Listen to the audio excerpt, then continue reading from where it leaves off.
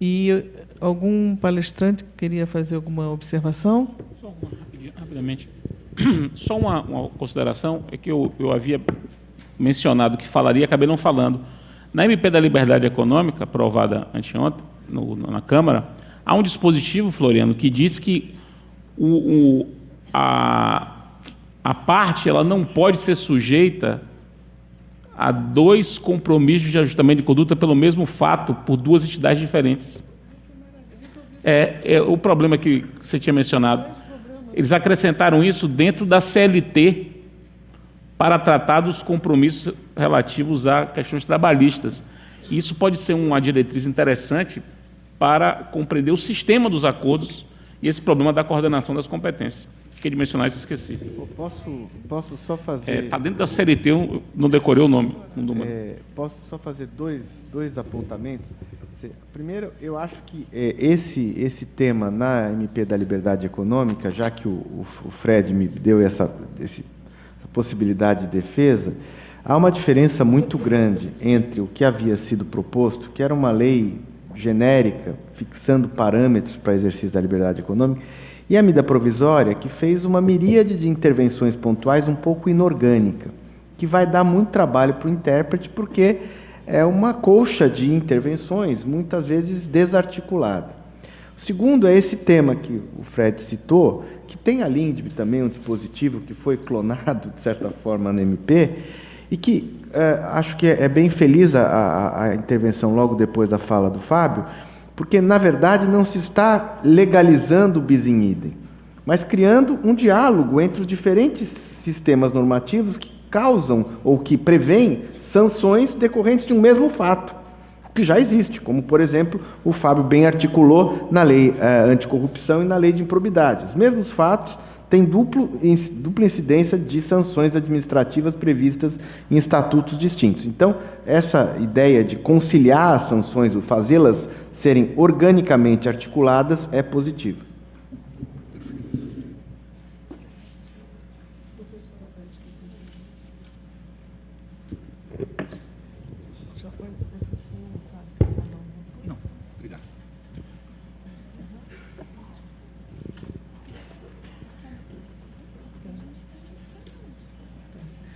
Nós temos ainda 7 minutos, se alguém quiser fazer pergunta.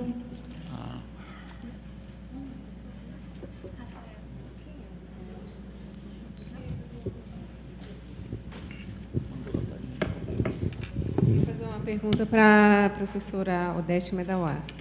Com relação à aplicação do artigo 20 da Lei de Transição Nacional Brasileira, com relação à motivação, eu tenho uma dúvida. Se a administração pública escolhe uma motivação, uma interpretação, e ela considera que essa interpretação seja melhor, se ela tem que motivar por que ela não escolheu outras soluções jurídicas, ou apenas motivar que ela considera melhor.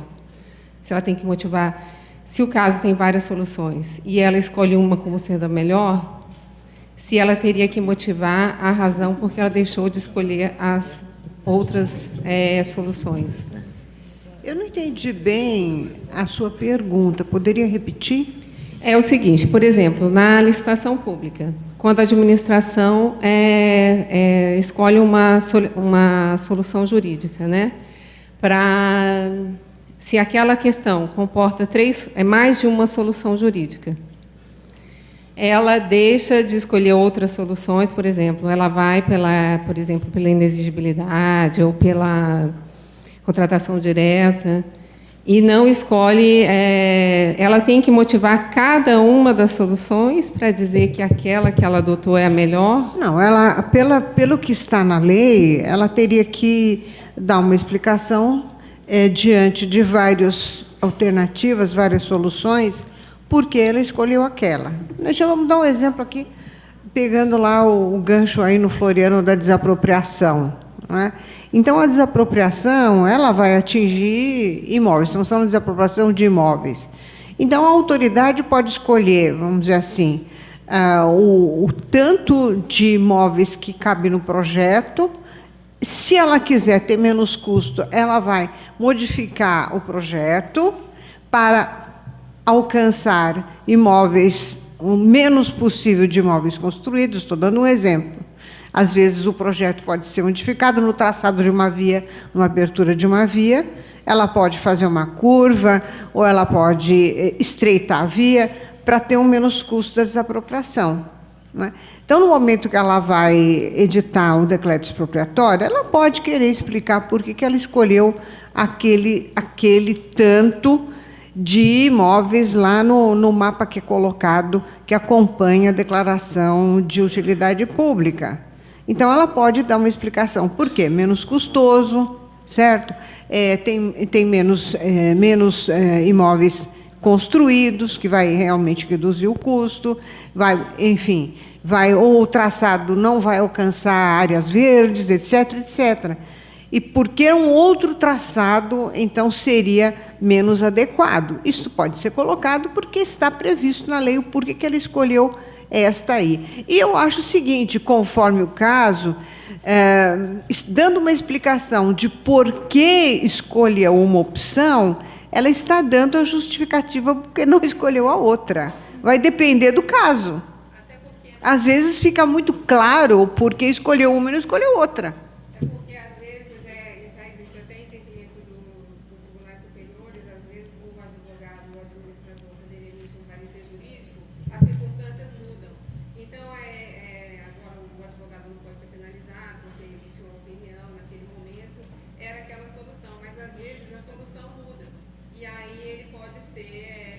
Então, pelo que eu lembro, não pode haver erro grosseiro. Não é uma questão de optar por uma interpretação que está muito bem fundamentada. Então, a questão é você ter erro grosseiro ou ter má-fé. Então, isto que é quem deu o parecer é que vai ser responsabilizado. Agora, não há comprovação de má-fé e não há um erro grosseiro, porque no direito nós lidamos com posicionamentos sempre diferentes. Então, nós lidamos, vamos dizer assim, com a diversidade de pensamento. O direito é isso, pelo menos tem dois lados, mas, em geral, são muitos lados, não são só dois. Então, isto faz parte do direito, haver interpretação. Num mesmo tribunal de 11 pessoas, como o Supremo, às vezes há 4 ou 5 interpretações, conforme as cabeças. Então, ninguém pode penalizar por uma interpretação que ou não prevaleceu, ou que não é, eventualmente, que o outro acha que é melhor, não havendo erro grosseiro e não havendo má-fé.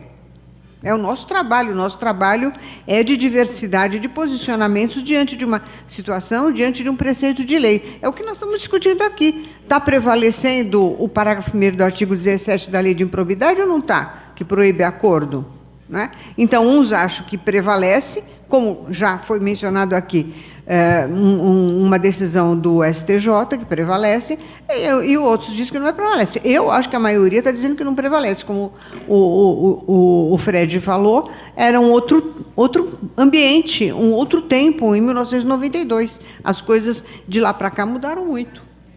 O professor Floriano parece que quer acrescentar alguma coisa. Só para completar o que a professora Odete falou, vamos lá. Do ponto de vista dos dois artigos que exigem uma análise de consequências, pela sua pergunta, dificilmente será exigido com base no 20 ou 21, a menos que esta opção seja baseada num valor jurídico abstrato que faz aplicar o 20, ou que seja uma decisão de invalidação que faz aplicar o regime do 21. No mais das decisões, não há nenhuma exigência. Agora, então, fechado e respondido a minha opinião. Agora, eu recomendaria sempre que se tivesse isso, porque essa é uma vacina contra a indicação do erro grosseiro. Olha, eu analisei, né? Essa decisão não é boa, essa aqui cabe na lei e é a melhor. Eu me blindo de alguém dizer que eu fiz algo por encomenda, ou que eu fiz algo negligenciando. Exato. Agora, a tua pergunta, e com isso eu completo, ela é muito rica, Porque muitas vezes se critica a LINDB dizendo ela exige que o administrador, o julgador, o controlador sejam oniscientes e tenham que prever tudo. É óbvio que não. Circunstâncias supervenientes, ninguém é evidente. O que se tem que fazer é analisar diante das hipóteses postas, obviamente, diante da realidade. Né? Ninguém quer que o juiz preveja o que vai acontecer no futuro. O futuro, ele é indefinido por definição. Tá certo?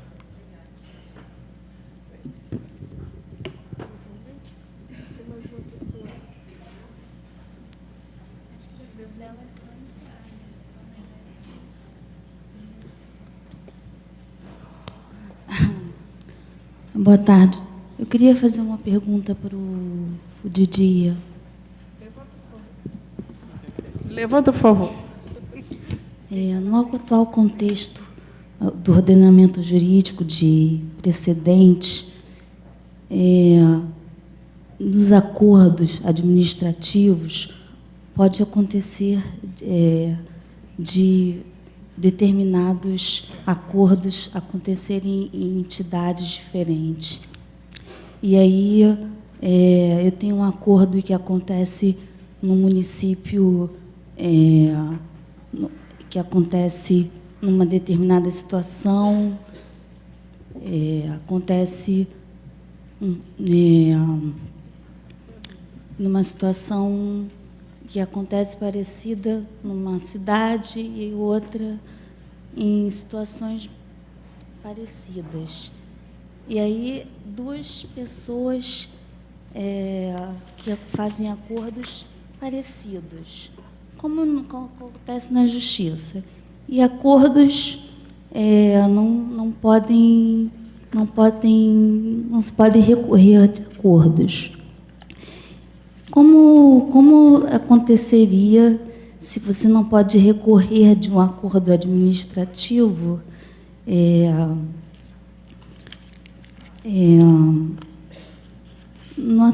Como seriam esses acordos administrativos se eu não posso recorrer?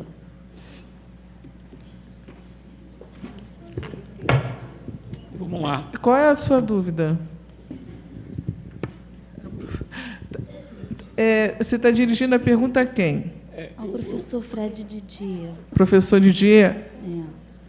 Eu comecei no início da sua pergunta, você estava relacionando o problema dos acordos com o sistema de precedentes.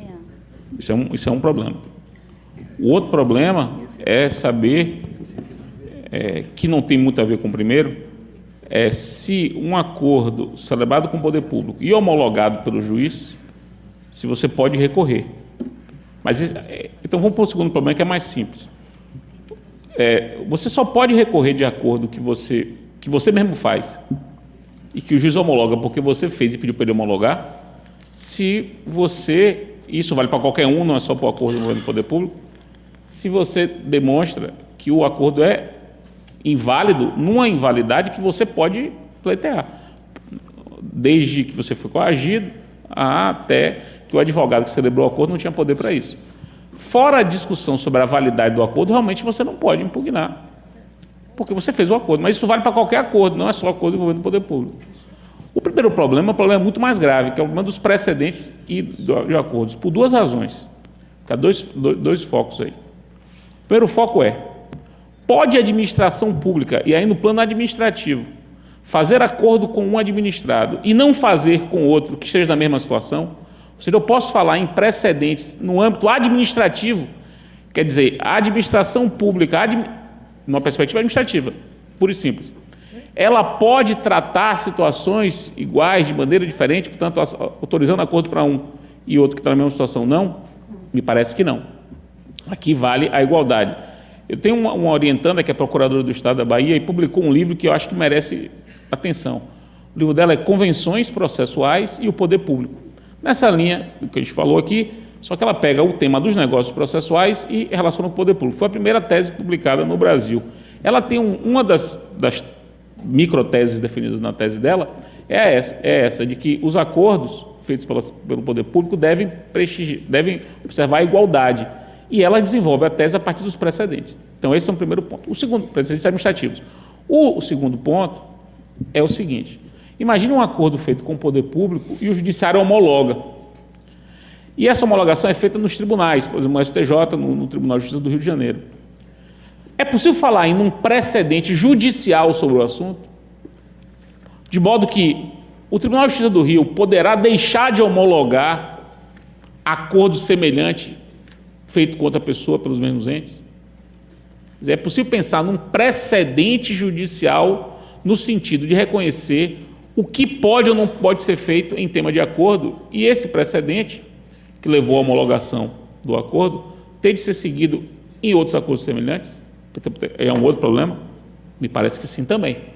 Mas veja que aí o precedente é um precedente sobre o que é lícito ser acordado. Quer dizer, o que é lícito se objeto de um acordo que envolve aquele tema e aqueles sujeitos.